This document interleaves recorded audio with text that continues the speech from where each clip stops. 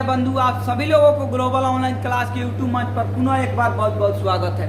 आइए यहाँ पर हम लोग समझते हैं कि क्लास 10th और क्लास 12th का जो आपका व्याकरण है, उस व्याकरण में एक और जो आपका महत्वपूर्ण टॉपिक है ना, यानी काल, उस काल के बारे में हम लोग समझते हैं कि काल क्या होता है। देखिए, अगर काल की बात किया जाए तो सबसे पहले हम लोग काल के बारे में यहाँ पर समझेंगे कि काल का आखिर अर्थ होता क्या है।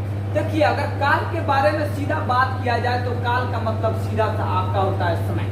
यानी अगर काल को इंग्लिश में हम लोग कहते हैं तो काल को इंग्लिश में हम लोग टेंस कहते हैं, और टेंस को हम लोग टाइम से रिलेट करके देखते हैं। यानी काल का अगर हिंदी का अर्थ हम लोग समझे तो काल को सीधा सा आप समय से जोड़ सकते हैं। यानी जो समय के बारे में बतलाता है उसे ही हम लोग काल कहते हैं। जो आपको समय के बारे में बतलाए उसे हम लोग काल कहते हैं। यहाँ पर लिखा भी गया है, जो समय के बारे में बतलाता है उसे हम लोग काल कहते हैं।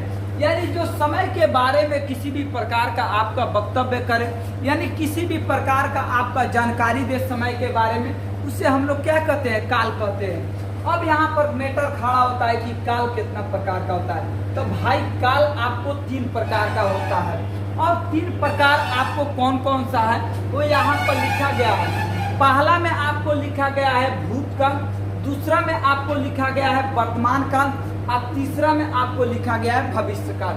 हम थोड़ा सा सजा के लिखे हैं ताकि आप लोगों को आसानी हो।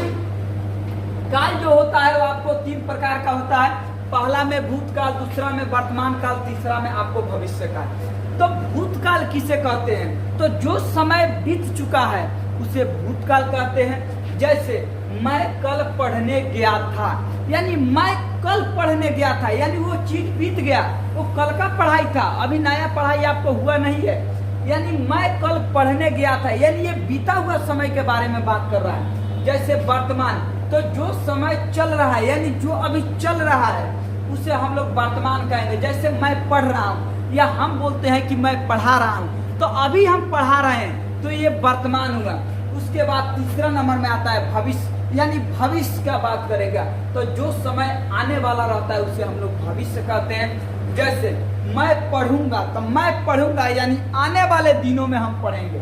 तो सबसे पहले आपको भूत है, तो यानी जो बीते हुए समय के बारे में हम अध्ययन करते हैं उसे भूतकाल कहते हैं। जो हम लोग अभी यानी वर्तमान समय के बारे में अध्ययन, जो अभी समय चल रहा है उसके बारे में अगर अध्ययन कीजिएगा तो उसे वर्तमान कहेंगे।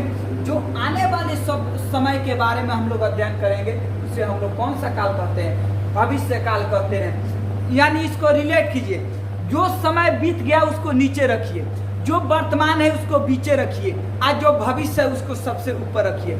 यानी जो समय बीत गया है उसे हम लोग भूतकाल कहेंगे, जो समय चल रहा है उसे हम लोग वर्तमान कहेंगे, और जो आने वाला समय है उसे हम लोग भविष्य काल कहेंगे। सिर्फ इस चीज को याद रखिएगा, आपका एक भी क्वेश्चन गलती नहीं होगा।